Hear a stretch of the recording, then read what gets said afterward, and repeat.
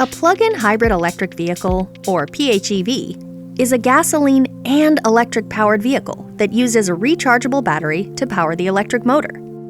The car can run on electric power alone or blend between gas and electric as needed. The battery generally lasts 25 miles or more in pure electric mode. Many of the electrical components in a plug-in hybrid function similarly to those found in all-electric cars, but there are some differences. Plug-in hybrids have smaller batteries than all-electric cars. The battery pack powers all of the electrical components. Most modern batteries are made from lithium because they can store a lot of energy while also remaining relatively lightweight. PHEVs also come standard with regenerative braking, which recovers energy using the vehicle's momentum and extends the battery's charge.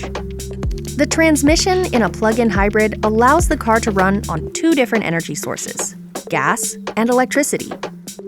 The transmission can select either the combustion engine, the electric motor, or both.